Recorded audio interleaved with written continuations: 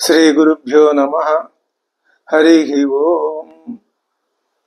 దంతాంచలేన ధరణీతలమున్నమయ్య పాతాళకేళిషు ధృతాదివరాహలీలం ఉల్లాఘనోత్ఫణఫణాధర గీయమాన క్రీడావదానం ఇభరాజముఖం నమామః. అమరీకబరీభార భ్రమరీ ముఖరీకృతం దూరీకరోతు దురితం గౌరీ చరణ పంకజం ఇందీవరదళశ్యామం ఇందిరానందకందళం వందారు జనమందారం వందేహం యదునందనం. వాగర్ధావివ సంపృక్తౌ వాగర్ధ ప్రతిపత్తయే జగతః పితరౌ వందే పార్వతీ పరమేశ్వరౌ. ఆపదామపహర్తారం దాతారం సర్వసంపదాం లోకాభిరామం శ్రీరామం భూయో భూయో నమామ్యహం. బుద్ధిర్బలం యశోధైర్యం నిర్భయత్వమరోగత అజాడ్యం వాక్పటుత్వం చ హనుమస్మరణాల్లభేతు. భక్తో భక్తి గుణావృతే ముదమృతా పూర్ణే ప్రసన్నే మనః కుంభే సాంబ తవాంఘ్రి పల్లవయుగం సంస్థాప్య సంవిత్ఫలం సత్వం మంత్రముదీరయన్ నిజ శరీరాగార శుద్ధిం వహన్ పుణ్యాహం ప్రకటీకరోమి రుచిరం కళ్యాణమాపాదయన్. ఆమ్నాయాంబుధిమంతరేణ సుమనః సంఘాః సముజ్జన్ మనోమంధానం దృఢభక్తిరజ్జు సహితం కృత్వా మధిత్వా తతః సోమం కల్పతరుం సుపర్వసురభిం చింతామణిం ధీమతాం నిత్యానంద సుధాం నిరంతర రమా సౌభాగ్యమాతన్వతే. ప్రాక్ పుణ్యాచల మార్గదర్శిత సుధామూర్తి ప్రసన్న శివ సోమ సద్గణసేవితో మృగధర పూర్ణస్తమో మోచక చేతః పుష్కర లక్షితో భవతి చేదానంద పాదోనిధి.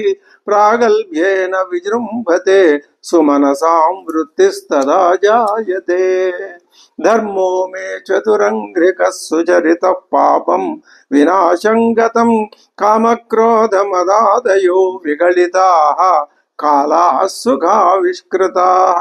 జ్ఞానానం చ మహౌషధిః సుఫలతా కైవల్యనాథే సదా మాన్యే మానస పుండరీక నగరే రాజావతంసే స్థితే. ధీయంత్రేణ వచో ఘటేన కవితాకుల్యోపకుల్యాక్రమైరానీతైశ్చ సదాశివస్య చరితాంభోరాశి దివ్యామృతైః హృత్కేదారయుతస్య భక్తి కలమా సాఫల్యమాతన్వతే. దుర్భిక్షాత్ మమ సేవకస్య భగవన్ విశ్వేశ భీతిః కుతః. శ్రీ గురుభ్యో నమః. హరి ఓం. సీతారామ లక్ష్మణుడు అడవికి ఎందుకు వెళ్ళారో, తన తండ్రి ఎందుకు మరణించాడో భరతుడికి ఇప్పుడు పూర్తిగా అర్థమైంది. అంటే ఈ రెండు ఘటనల్లో కూడా తన తల్లిగారి యొక్క పాత్ర వలననే, ఆవిడ పూనిక వలననే, ఆవిడ ప్రోద్బలం వలననే ఈ రెండు ఘట్టాలు జరిగినాయి అనే విషయం ఆయనకు అర్థమైంది. భరతో దుఃఖ సంతప్త ఇదం వచనం అబ్రవీతు. దుఃఖ సంతప్తుడై భరతుడు ఈ మాటలు అంటున్నాడు తల్లితో. కిన్ను కార్యం హతస్య ఇహ మమ రాజ్యేన శోచతః. హతస్య మమ నిర్భాగ్యుడైన నాకు కిన్ను కార్యం రాజ్యేన, ఈ రాజ్యంతో పనే ఉందమ్మా. విహీనస్యాధ పిత్రా చ భ్రాత్రా చ పితృసమేన చ. నాకు ఇప్పుడు తండ్రి లేడు, తండ్రితో సమానుడైనటువంటి అన్నగారు లేరు. ఇప్పుడు నాకు రాజ్యమా? ఇది నేను ఈ రాజ్యాన్ని స్వీకరిస్తానని అనుకుంటున్నావో? కిన్ను కార్యం, ఈ రాజ్యంతో నాకేం పని, నాకేమీ పని లేదు. అంటే ఈ రాజ్యం మీద నాకు కాంక్ష లేదు. ఎందువల్ల నేను ఇప్పుడు విహీనుణ్ణి, తండ్రి లేడు, తండ్రితో సమానుడైన అన్నగారు లేరు. రాజ్యం తండ్రి గారిది, తర్వాత తండ్రితో సమానుడైన అన్నగారిది. నాకేవి సంబంధం లేదు. అమ్మా, నువ్వు ఏం చేశావో నీకు తెలుసా అమ్మా? నువ్వు తెలిసే చేశావా, తెలియక చేశావా, ఏం చేశావో నీకు తెలుస్తున్నదా? దుఃఖేమే దుఃఖం అకరో ప్రవ్రణేన అక్షరమివ వ్రణే క్షారమివ దధాహ. పుండి మీద కారం జల్లినట్లుగా దుఃఖేమే దుఃఖం అకరోహో, అసలే దుఃఖితుడై ఉన్న నాకు పితృమరణంతో ఈ రాజ్యభారాన్ని స్వీకరించమని ఇదొక మరొక దుఃఖాన్ని నువ్వు అకరోహో నా నెత్తి మీద పడేస్తున్నావు. రాజానం ప్రేతభావస్థం కృత్వా రామంచ తాపసం. రాజుగారికి ప్రేతభావాన్ని అప్పచెప్పావు, అన్నగారికి తాపస వృత్తిని అప్పచెప్పావు. నువ్వు ఈ ఇక్ష్వాకు వంశానికి కాళరాత్రివి. ఇంకా భరతుడు తన మనస్సులో కలుగుతున్నటువంటి ఆ దుఃఖాన్ని పట్టలేకపోతున్నాడు. తల్లి అని కూడా చూడకుండా ఆవిడ్ని నిందిస్తున్నాడు మాతృమూర్తిని. నువ్వు ఈ ఇక్ష్వాకు వంశానికి కాళరాత్రివి. కాళరాత్రి అంటే ఏమిటో దశరథ మహారాజు అనుభవించాడు. ప్రతి వ్యక్తికి మరి అంత్య దశలో ఈ కాళరాత్రి అనేది సంభవించవచ్చు, సంభవిస్తుంది. పగలే ఆ వేదన సంభవిస్తే అదే కాళరాత్రి. అంటే మరణోన్ముఖుడైన వాడికి మరణ వేదనే కాళరాత్రి. నువ్వు ఆ విధమైన కాళరాత్రిగా ఈ వంశానికి సిద్ధమయ్యావు. అది తెలియక మా తండ్రి నిన్ను కట్టుకొని ఆయన ఆ వంశానికి చేడు తెచ్చాడు, తన ప్రాణానికి కూడా చేడు తెచ్చుకున్నాడు. నువ్వు పాపదర్శివి, కుల పాంసనివి. మా తండ్రిని చంపిన పుణ్యం నీదే కదమ్మా. ఇది చూడండి, ఇది సూటిపోటి మాటలంటే. తండ్రి గారు మరణించాడనే ఆ పుణ్యకార్యం నువ్వు చేసిందే కదా ఈ ఎగతాళిగా. సత్యసంధుడు మహాయశస్వి మా తండ్రి, నిన్ను కట్టుకొని ఆయన దుఃఖాల పాలైపోయాడు. ధర్మవత్సలుడైన మా తండ్రిని ఎందుకు హతమార్చావమ్మా? శ్రీరామచంద్రుని ఎందుకు అడవులకి పంపించావు?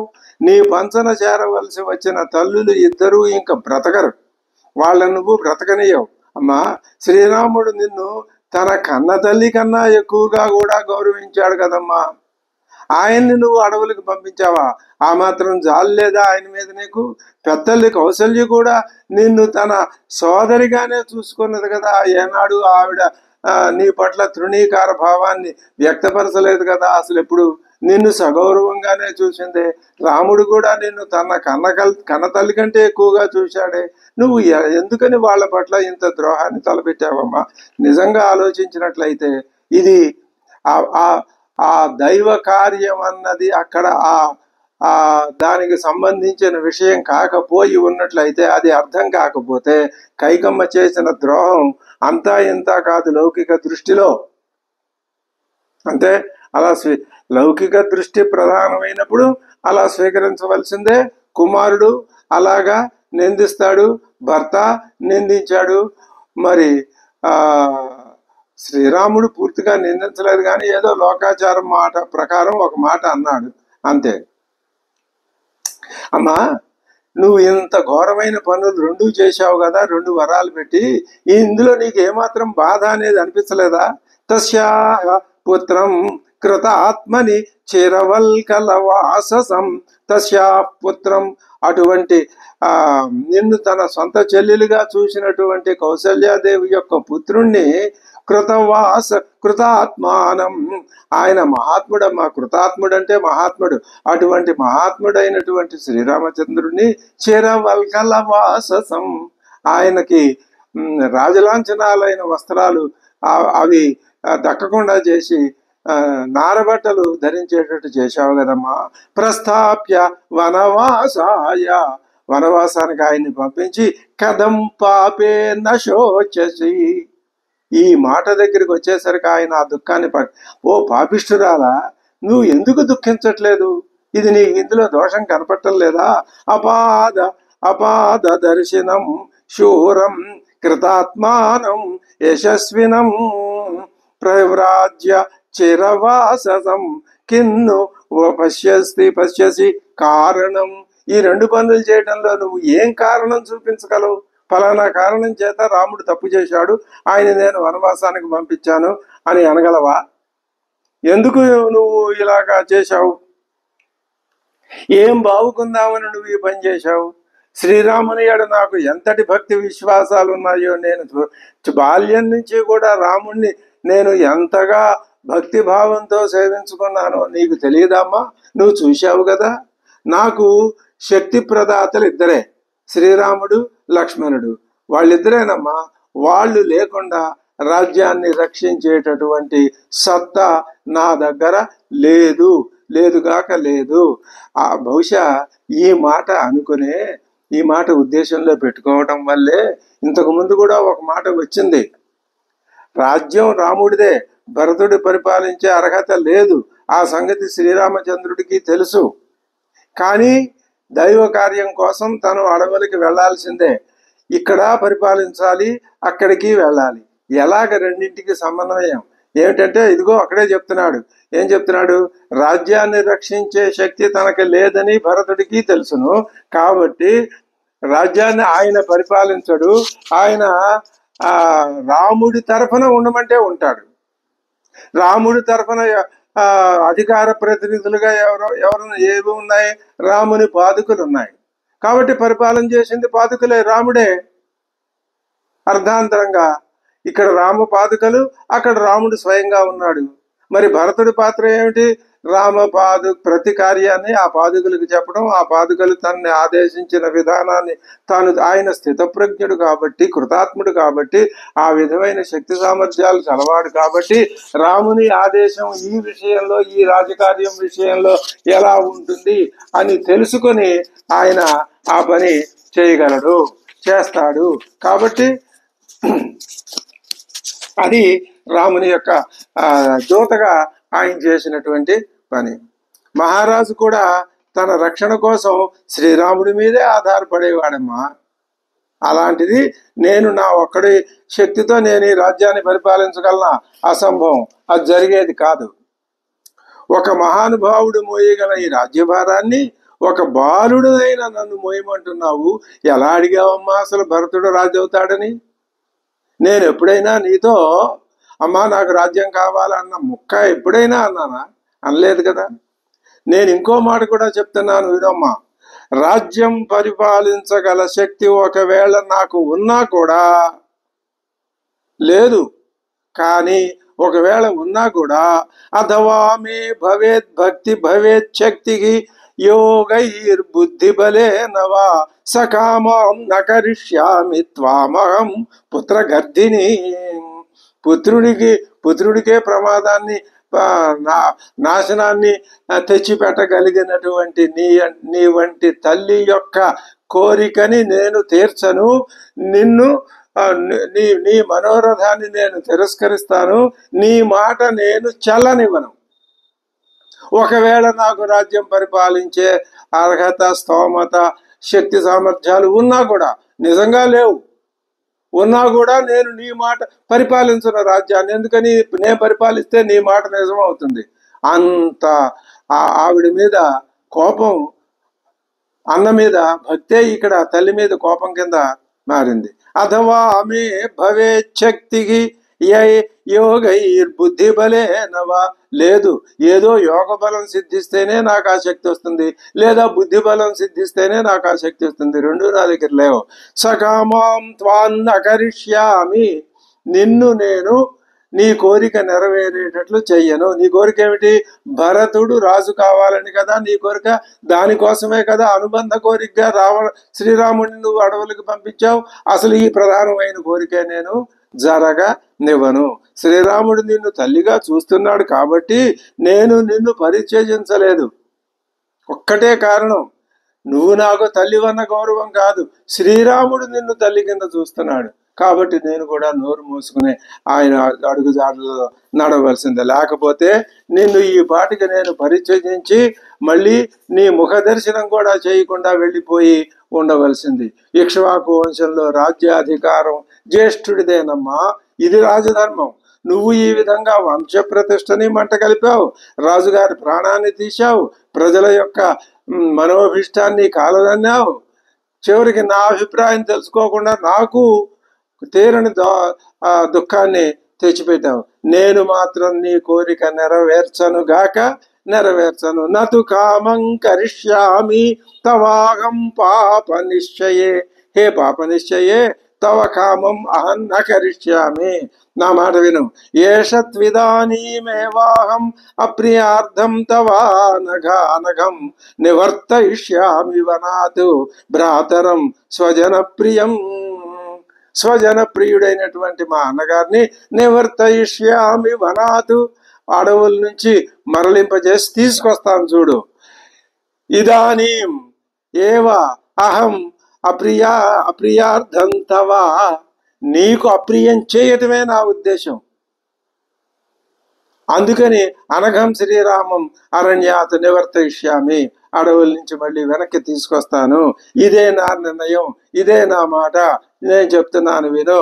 నివర్తయిత్వా రామంచ తస్యాహం దీప్త తేజస. దీప్త తేజస్కుడైనటువంటి ఆ శ్రీరాముణ్ణి దాసభూతో భవిష్యామి, ఆయనకి ముందు దాసుడినే, తీసుకొచ్చిన తర్వాత కూడా నేను ఆయన దాసుడిగానే ఉంటాను.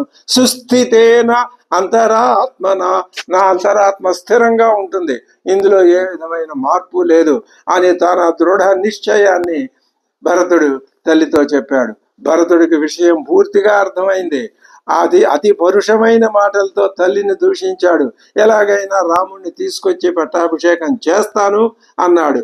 ఆ మాటలంటూ ఆయన నేల మీద పడి ఒక ఒక పిచ్చివాళ్లాగా, ఒక మహావిష్ట చేతస్కుడిలాగా నేల మీద పడి దొర్లుతూ రోధిస్తున్నాడు. ఇది దుఃఖానికి శోకానికి పరాకాష్ట.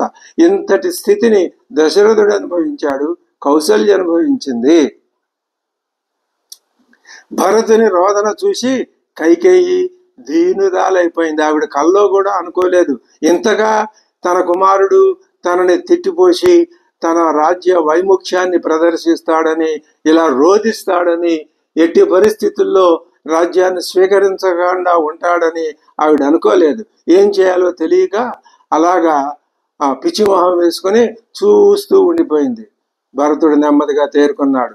అమాచు మొదలైన వాళ్ళంతా అక్కడికి వచ్చారు.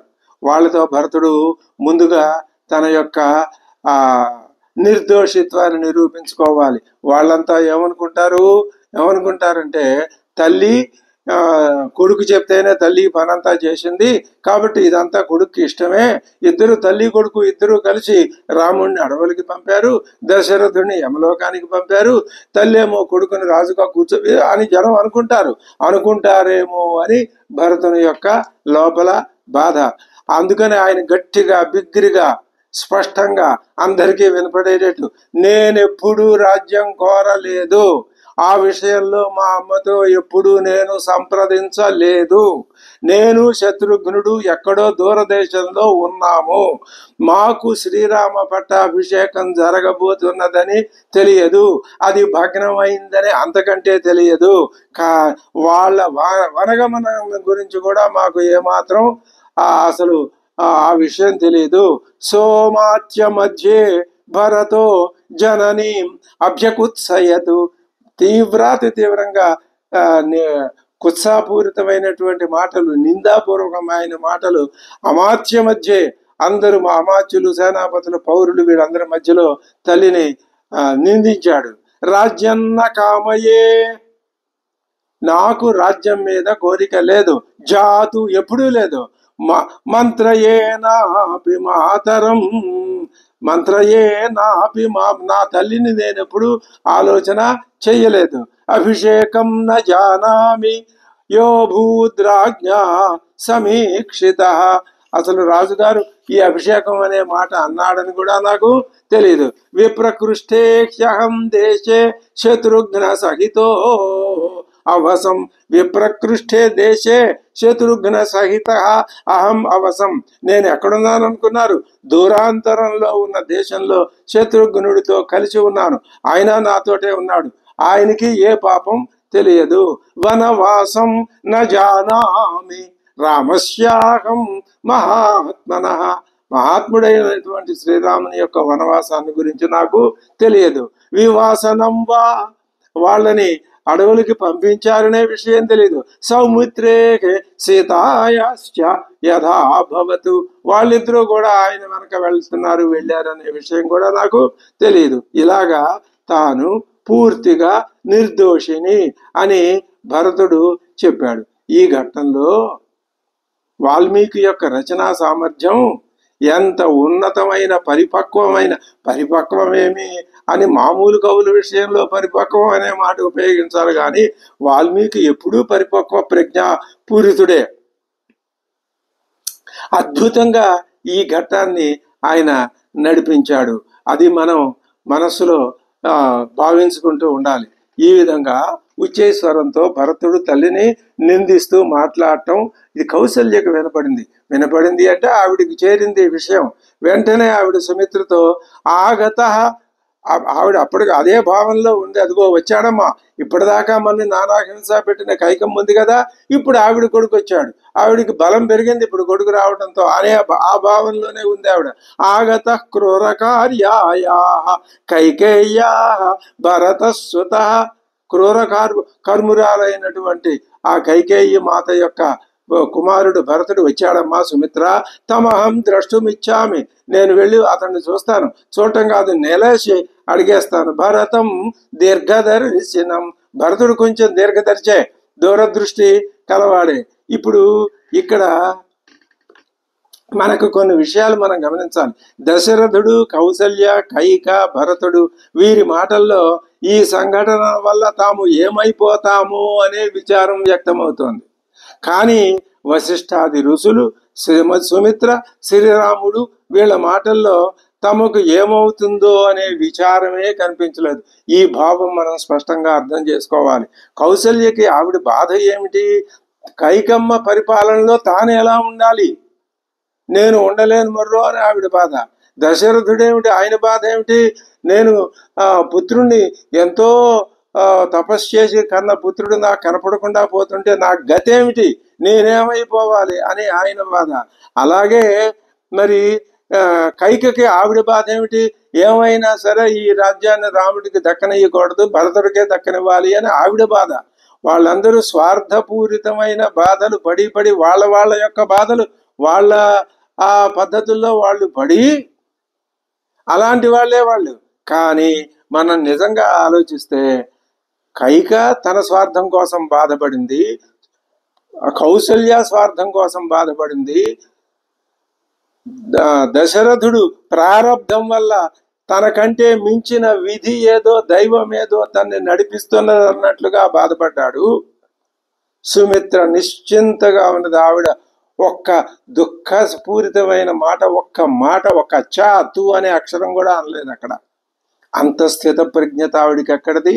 పూర్వజన్మ సంస్కారం. ఎంత స్పష్టంగా మహాకవి నిరూపిస్తున్నాడో దీన్ని బట్టి అర్థం చేసుకోవాలి.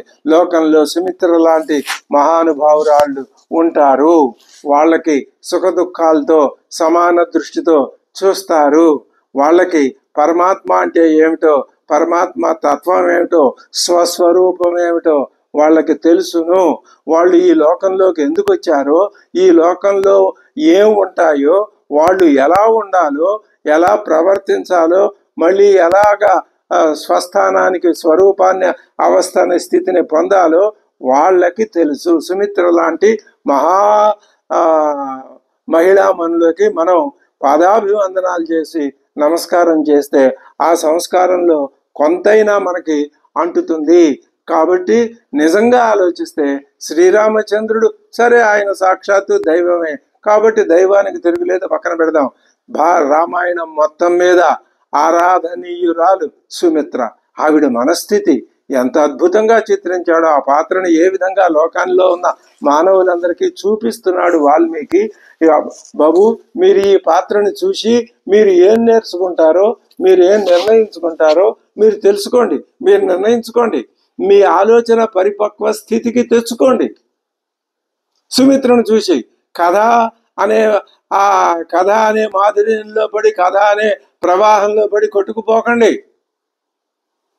కథ ఎప్పుడు అలాగే ఉంటుంది. కథ నీకు గుణపాఠం నేర్పాలి. నీ మనస్సులో ఆలోచనల్ని మోక్షం వైపుకి, పరమాత్మ వైపుకి, శ్రీరాముని యొక్క నిజస్వరూపం వైపుకి. శ్రీరాముడి నిజస్వరూపం, నీ నిజస్వరూపం ఒకటే. రెండు నిజస్వరూపాలు ఉండవు. ఆభరణాలు 1,00,000 ఉన్నాయి. వాటి వాటి యొక్క స్వస్వరూపం ఒకటే, ఒకటి బంగారం. ఎవరికైనా అదే. శ్రీరాముడి స్వరూపం అయినా అదే. ఆ స్థాయికి చేరగలిగినటువంటి మానసిక పరిపక్వత, తపో దీక్ష, తపస్సు సిద్ధిని మనం సాధించగలిగితే మన యొక్క స్వస్వరూప శక్తి కూడా అదే. ఈ విషయాన్ని మనం ఎంతగా గ్రహించి దానిని మన ఆలోచన దృక్పథంలో నిత్యము మననం చేసుకుంటూ ఉంటే అది రామాయణం మనకి నేర్పే గుణపాఠం. కాబట్టి సుమిత్ర పాత్ర అందరికీ ఆరాధని. స్త్రీ పాత్రను ఎంత ఉన్నతంగా తీర్చిదిద్దాడు వాల్మీకి మహర్షి. కాబట్టి కానీ ఆ వశిష్ఠుడు, భరద్వాజ మహర్షి అందరికంటే ఉత్తమోత్తముడు. ఆయన రాముడు ఎదురుకుండా కనపడినా నేను ఎప్పుడూ నేను నా మనసులో భావించుకుంటూనే ఉన్నానయ్యా అన్నటువంటి మహానుభావుడు, మహాత్ముడు భరద్వాజ మహర్షి. అహల్య అంతకాలం ఆయన కోసం తపించిపోయి ఆయన యొక్క సారూప్య స్థితిని పొందగలిగింది అహల్య. విశ్వామిత్రుడు ఆయనకి శిష్యత్వాన్ని, ఆయనకి గురుత్వాన్ని సంపాదించి ఆయన ద్వారా ఆయనకు సేవ చేసుకోవటం ద్వారా మళ్ళీ తిరిగి రాకుండా మోక్ష పదాన్ని అక్కడి నుంచి హిమాలయాలకు వెళ్ళిపోయి మళ్ళీ లోకంలో ఎక్కడ రామాయణం తర్వాత విశ్వామిత్రుడి కథ వినపడదు. ఎందుకని? శుక మహర్షిలాగా ఆయన జీవన్ముక్తుడైపోయి హిమాలయాలకు వెళ్ళి అక్కడ విదేహముక్త స్థితిని ఆయన సంపాదించాడు అని మనకి శాస్త్రం, పురాణాలు ఇవన్నీ చెప్తున్నాయి. కాబట్టి వీళ్ళంతా రామాయణం, రాముడి కథ ద్వారా ఇదే సాధించారు. మనం కూడా చిత్తశుద్ధి కలిగిన వాళ్ళమైతే రామాయణం ద్వారా సాధించవలసింది ఇదే, పొందవలసింది ఈ స్థితినే. ఏవముక్త్వా సుమిత్రాంస వివర్ణ మలినా కృష. ఎవరు? కౌసల్య. ఏమంటుంది? అమ్మా రా నాతో, నువ్వు కూడా అది వచ్చాడు, భరతుడు వచ్చాడు ఈ కైకకు తోడు, నేను ఆయన సంగతి ఏమిటో నేను ఆయన తేల్చేస్తాను, నిలదీసి అడిగి పారేస్తాను అని అనుకుంటూ ఆవిడ వస్తున్నది. ప్రతస్థే భరతో యత్ర వేపమాన విచేతన. ఎలా వస్తున్నది? విచేతన, అసలు మనసులో లేదు. వేపమాన, ఆవిడ చలించిపోతున్నది ఆ దుఃఖంతో, బాధతో. అసలు ఆ స్థితి వర్ణనాతీతం. అది చూసి భరించటానికి కూడా చాలా ఎదటి వాళ్ళు భరించలేనంతటి దుఃఖావహ స్థితి అటువంటిది. అటువంటి విచేతన వేపమాన ప్రతస్థే. ఎక్కడికి? యత్ర భరత తత్ర. అక్కడికి బయలుదేరింది ఆవిడ.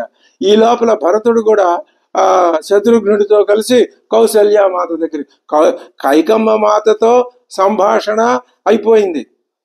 ఆవిడ సంగతి ఏమిటో బయట పెట్టాడు.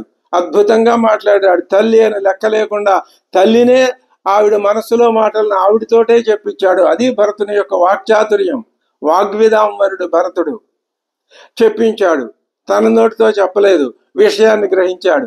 ఇప్పుడు దశరథ మహారాజు లేడు, శ్రీరామచంద్రుడు ఇక్కడ లేడు, ఇద్దరూ లేరు.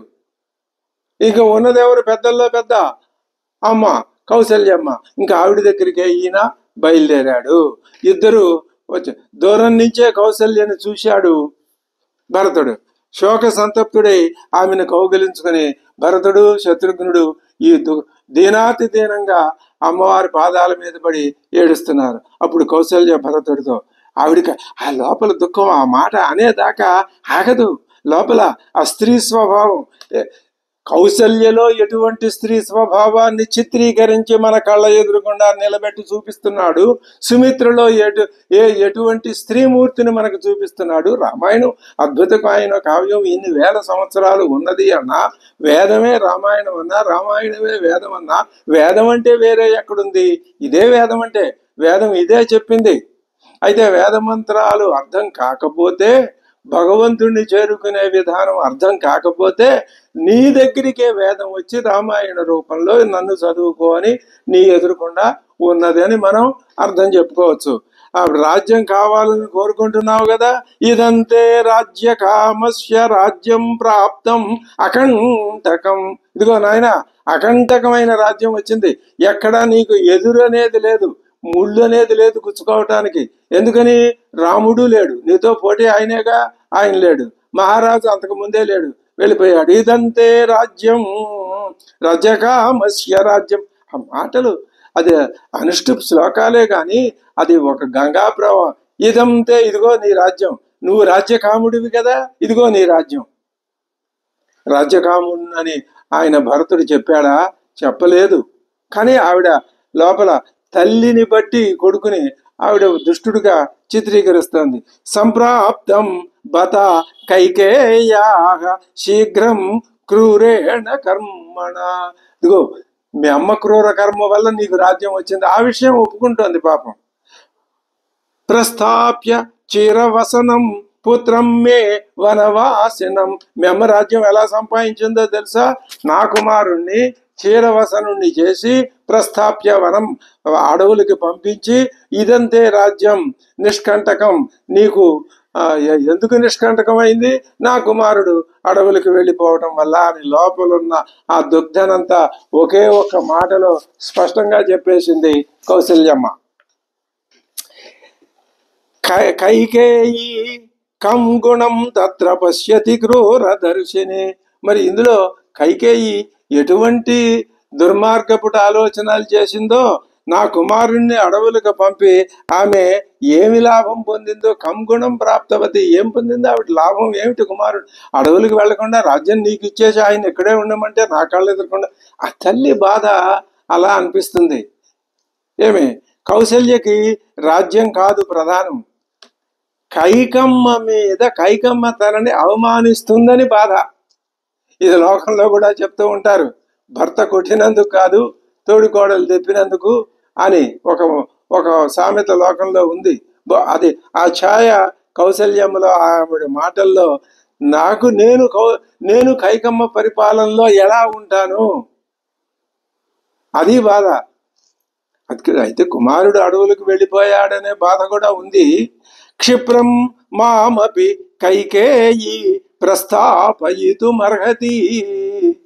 వెంటనే నన్ను కూడా ఆ కైక అడవులకి ప్రస్థాపయితుం అర్హతి, నన్ను కూడా పంపించేయమని మీ అమ్మతో చెప్పు.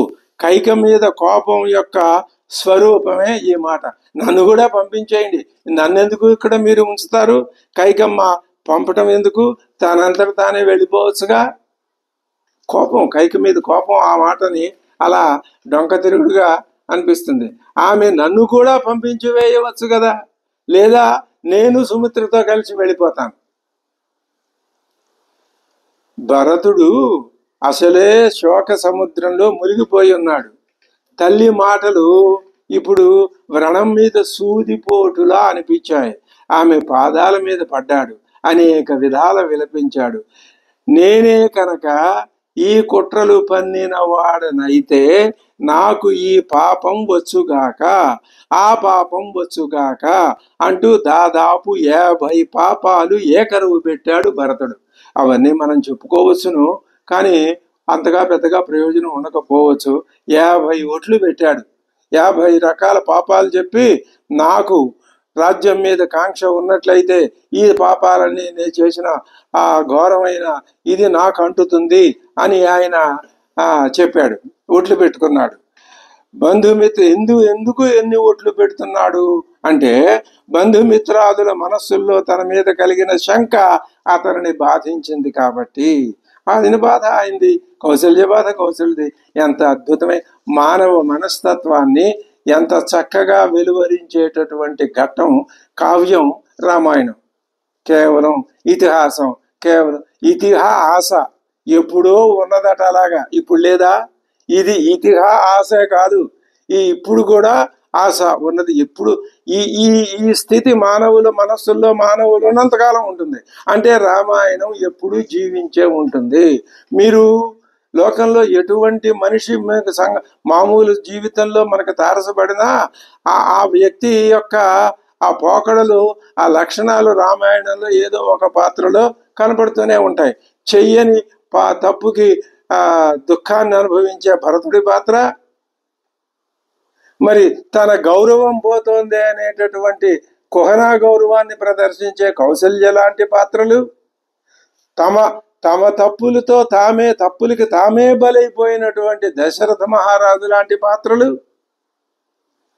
నిశ్చల స్వభావంతో జీవితాన్ని అలాగ ఒక తటస్థ విధానంగా సాక్షి మాత్రంగా జీవితాన్ని చూసేటటువంటి శ్రీరామచంద్రుడి వంటి పాత్రలు, భగవంతుని మీద నిరంతరము తైలధార వలె వస్తున్నటువంటి భక్తి భావాన్ని ప్రదర్శించగలిగినటువంటి లక్ష్మణుడు, సుమిత్ర, సీతమ్మ. ఆ సీతమ్మ పాత్ర వేరే, ఆమె శక్తి, శ్రీరాముడు జ్ఞానం. శక్తికి తానున్నానని తెలియదు. ఈ మాట మనం గతంలో చెప్పుకున్నాం. శక్తికి ఏం కావాలి? జ్ఞానం కావాలి. జ్ఞానానికి ఏం కావాలి? శక్తి కావాలి. అలా అంటున్నామని శక్తి వేరు జ్ఞానం వేరు కాదు, రెండు ఒకటే. ఇదే అర్థాన్ని వాగర్ధావివ సంపృక్తౌ వాగర్ధ ప్రతిపత్తయే జగతః పితరౌ వందే. అంటే జ్ఞానము శక్తి ఈ ప్రపంచానికి తల్లిదండ్రులు అని కాళిదాస్ మహాకవి స్పష్టంగా మనకి ఆ పరమాత్మ తత్వాన్ని వాక్కు శక్తి రూపంలో ద్విధా విభజించి ఈ రెండు నేను వేరువేరని చెప్తున్నాను, కానీ బాబు ఈ రెండు ఒకటే. అది అక్కడ వేదాంతం. అది ఆ ఉన్నత స్థాయికి వెళ్ళకపోతే మనకి వేదాంతం యొక్క ఛాయ కూడా అర్థం కాదు. అదే బంధుమిత్రాదుల మనసుల్లో తన మీద ఉన్నటువంటి ఆ అపోహని, ఆ దురభిమానాన్ని పోగొట్టాలనే భరతుని యొక్క ఆ కోరిక. భరతుడి దుఃఖాన్ని కౌశల్య చూడలేకపోయింది పాపం. అప్పటికి ఆవిడికి స్త్రీ హృదయం ఎంతైనా ఆ కరుణారస పూరితం.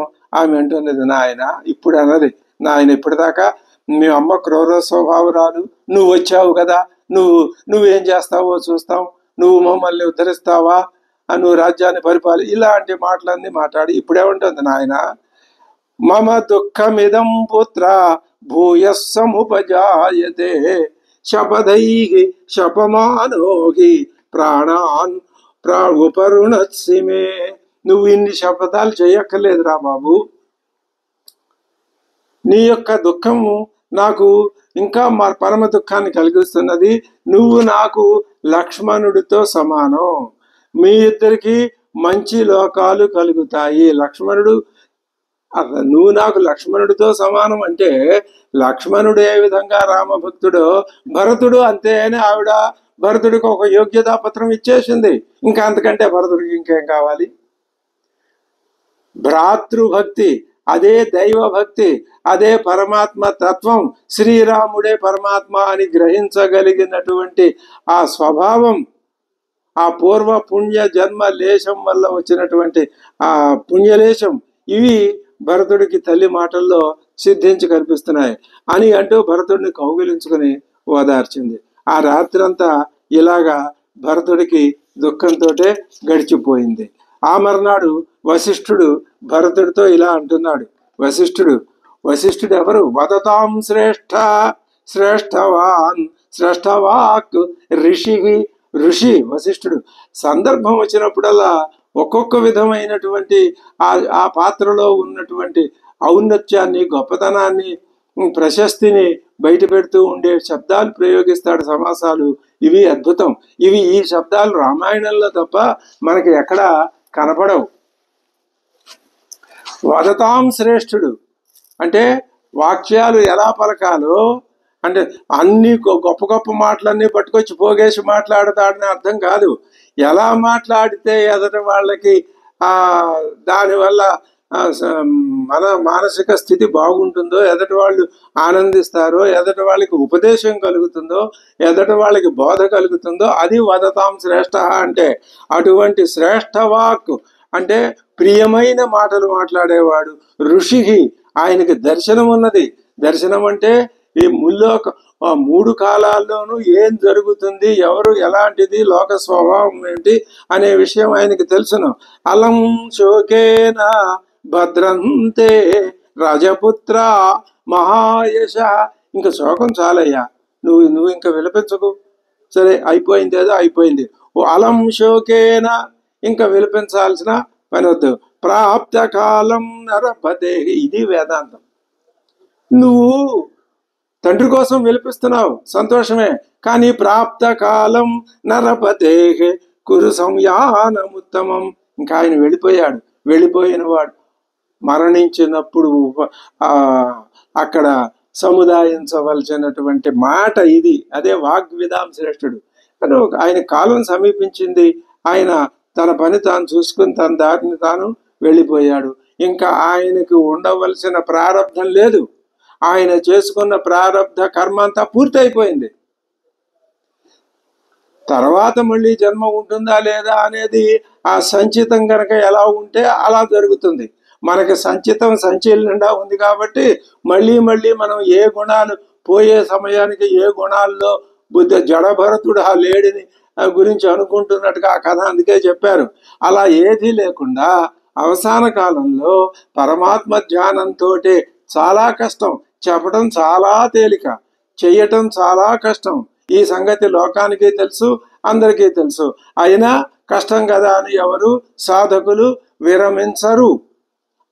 ఇవాళ కాకపోతే రేపు, రేపు కాకపోతే ఎల్లుండి, 50 ఏళ్ళు కాకపోతే 100 ఏళ్ళు కాకపోతే 200 ఏళ్ళు, ఎప్పటికైనా మేము సాధించి తీరుతాము అనేటటువంటి దృఢమైన ఆ నమ్మకం ఆ దాంట్లో ఆ సాధనలో ఉండాలి. ప్రాప్త కాలం నరపదేహే కురు సంయానం ఉత్తమం సంయానం. రాజుగారి ప్రయాణాన్ని, ఉత్తమమైన ప్రయాణాన్ని నువ్వు ఇంకా ప్రారంభించు. ఆ మాటలు విని వెంటనే కొంచెం స్థానం తాను సముదాయించుకొని భరతుడు విద్యుక్తంగా ప్రేత కార్యాలు ప్రారంభించాడు. ఋత్విజులు, యాజకులు మహారాజు గారి అగ్నిశాల నుండి గార్హపత్యాగ్నుల్ని బయటికి తెచ్చి యథావిధిగా అక్కడ ఆ ప్రేతం దగ్గర హోమాలు చేశారు. ఏ త్వగ్నయో నరేంద్రస్య చాగ్నియాగారాత్ బహిష్కృతా. ఆ రాజుగారి అగ్నియాగారంలో ఏ అగ్నులు, త్రేతాగ్నులు, గార్హపత్యం, ఆగ్నేయం, ఈ అగ్నులు ఎక్కడైతే ఉన్నాయో వాటిని బయటికి తీసుకొచ్చి ఋత్విగ్భి యాజకైశ్చైవ, ఋత్వికులు యాజకులు కూడా తే అహ్రియంత యథావిధి, శాస్త్రోక్త ప్రకారంగా ఆ అగ్నుల్లో వాళ్ళు హోమాధికాలు నిర్వహించారు. శిబికాయాం అధారోప్య రాజానం గతచేతనం. గతచేతనుడు అంటే మృతుడై అక్కడ పడి ఉన్నటువంటి రాజుగారికి, ఇంకా రాజుగారిని, అది రాజేశ భౌతిక శరీరం అయినా రాజు అని పిలవాలి, అది కనపడకుండా పోయేదాకా.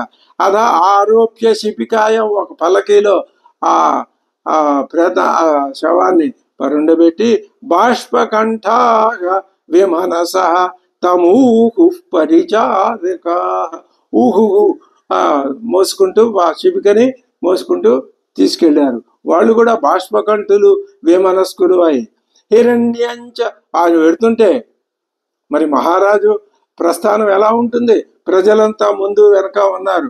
వాళ్ళు తగ్గట్టుగా వాళ్ళ వెండి నాణ్యాలు, హిరణ్యంచ సువర్ణంచ, బంగారు నాణ్యాలు, వాసాంసి వివిధానిచ, అనేక రకాలైన వస్త్రాలు ఆయన ఆ శిబిక మీద ఆయన వెళ్ళే దారిలో ప్రజలు. ఇది వాళ్ళల్లో ఉన్నటువంటి రాజభక్తికి నిదర్శనం. కేవలం రాజభక్తే కాదు,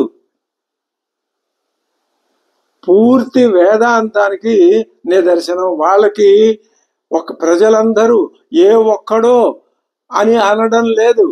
నారం, నరుల యొక్క సమూహం. ఆ నరులు పౌరులు కావచ్చు, జానపదులు కావచ్చు, మంత్రులు కావచ్చు, ఎవరైనా కావచ్చు. ఆ నారం వాళ్ళకి శ్రీరామచంద్రుడే పరమాత్మ అన్న స్పష్టమైన జ్ఞానం ఉంది. ఆ విషయంలో వాల్మీకి ఎక్కడా మొహమాట పడలేదు.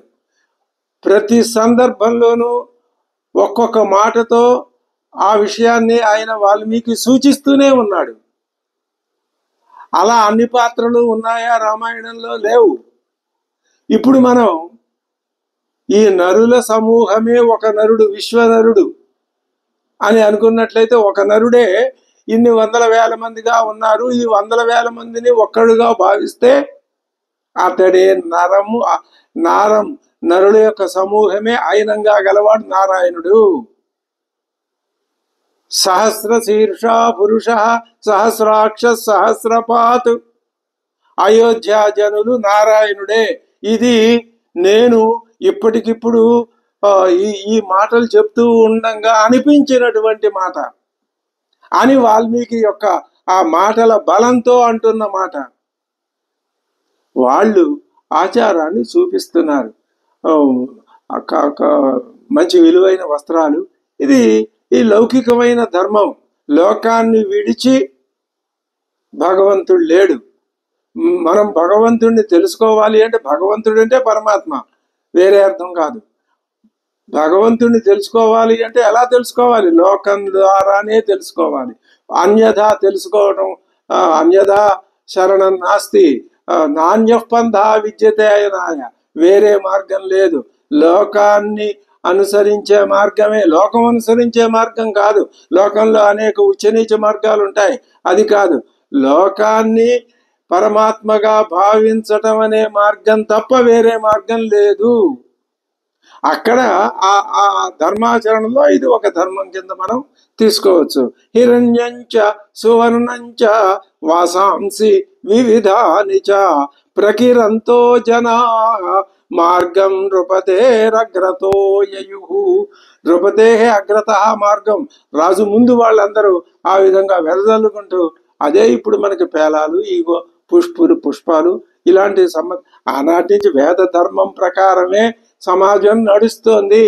ఈ సమాజం ఇప్పటికీ వేద మూలకంగానే నడుస్తోంది. వేదమే సమాజాన్ని నడిపిస్తోంది. వేదం అంటే పరమాత్మే, పరమాత్మే సమాజాన్ని నడిపిస్తున్నాడు అంతర్లీనంగా, అంతర్యామిగా ఉండి. మరి బయటికి ఏం తెలుస్తాయి? ఇదిగో ఈ ఆచారాలు, ఈ పద్ధతులు, ఇవి బాహ్యంగా కనిపించేవి. అంతర్లీనంగా కనిపించేది యమయతి, ఆయనే దానిని నియమిస్తున్నాడు అని స్పష్టంగా చెప్పుకోవచ్చు. ప్రకిరంతో జనా మార్గం నృపతే అగ్రతో యయు. చితి సిద్ధపరిచారు. ఆ చితి యందు జనులు ఏం చేస్తున్నారు? వాళ్ళు అక్కడ చందనపు చెక్కలు, ఇంకా అగరు చెక్కలు, ఇంకా దేవదారు చెక్కలు, ఉత్తమోత్తమైనటువంటి వృక్షాల ముక్కలు తీసుకొచ్చి వాళ్ళ చితిలో వాళ్ళ వంతు యథాశక్తిగా, అంటే పార్థివ దేహానికి ఉత్తమోత్తమ శక్తి, ఉత్తమోత్తమైనటువంటి వీడ్కోలుని వీళ్ళు ఆ విధంగా చెక్కలు కలప వేయడం ద్వారా కల్పిస్తున్నారని అర్థం చెప్పుకోవాలి. సుగంధ ద్రవ్యాలు చల్లుతున్నారు. ఋత్విజులు వేద మంత్రాలు పఠిస్తున్నారు. ఎటువంటి అద్భుతమైన వీడ్కోలు దశరథ మహారాజుకి! ఆయన బ్రతికుండంగా ప్రజల యొక్క ఆదరాభిమానాలు పొందాడు. చనిపోయి వెళ్ళేటప్పుడు కూడా ప్రజల ఆదరాభిమానాలు పొందాడు. మధ్యలో దుఃఖం అనుభవించాడు. ఆ దుఃఖం అనుభవించేశాడు, అయిపోయింది. ఇంకా ఆయన చేసుకున్న పుణ్యమే మిగిలింది. ఆయన పాపం ఆయన అనుభవించేశాడు. ఇంకా అది మళ్ళీ ఇదవదు. మళ్ళీ తిరిగి రావటం అనేది ఆ పాపానికి, పాపం అనేది పుణ్యం అనేది లౌకికంగా మనం అనుకునే మాటలు. నిజంగా స్థాయిలో ఆలోచిస్తే ఆ రెండు లేవు, అది వేరే. ఋత్విజులు వేద మంత్రాలు పఠించారు. ఉద్గాతులు సామవేదం చదువుతున్నారు. భరతుడు చితికి నిప్పు అంటించాడు.